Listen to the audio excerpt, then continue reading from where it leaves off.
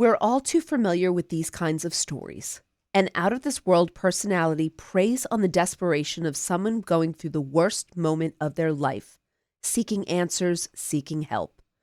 But what happens when that person providing the answers is someone you're supposed to trust? A doctor who promises hope, survival, a cure for AIDS. Wouldn't you do anything he said to save yourself? From Wondery comes the newest season of the renowned podcast Dr. Death, the newest season titled Bad Magic. And this isn't just some doctor, it's a famous one. A man with prominent celebrity endorsements, a credible biotech business, a big reputation, and yes, a quirky fascination with magic. Don't miss this season, a story of deceit, narcissism, humanity, and murder. I'm about to play a clip from Dr. Death, Bad Magic. Follow Dr. Death, Bad Magic on the Wondery app or wherever you get your podcasts.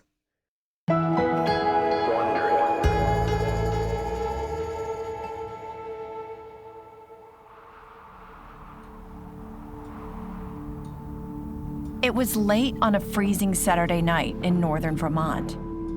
Greg Davis was in his bedroom with his wife, Melissa, when they heard someone outside.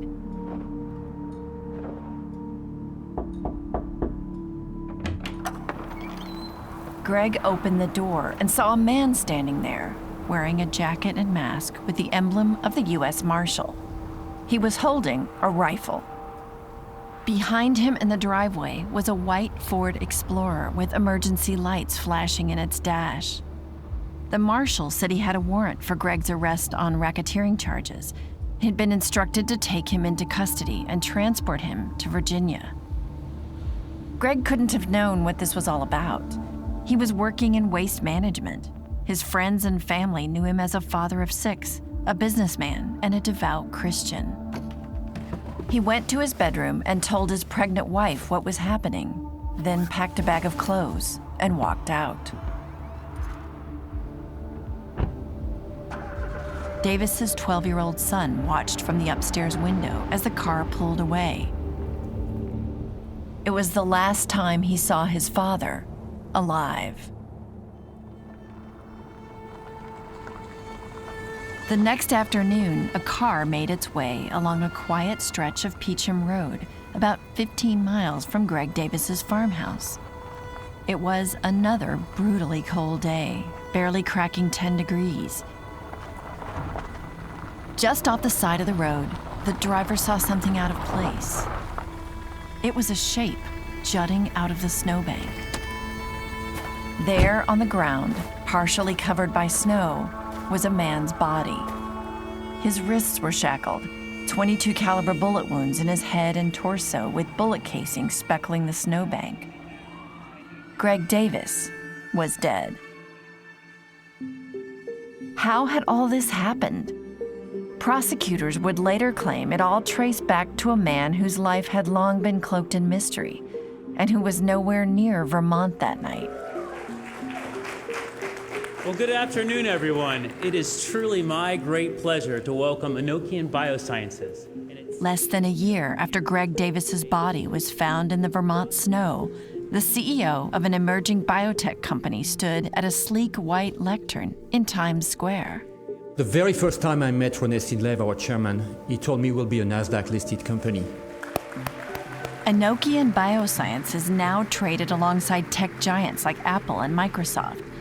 But the CEO wasn't taking the credit. The success of the company was largely thanks to a man who was standing just off stage. The man with the ideas that drove Enochian Biosciences to its $600 million valuation. A man with short dyed blonde hair, stubble, and an impish smile.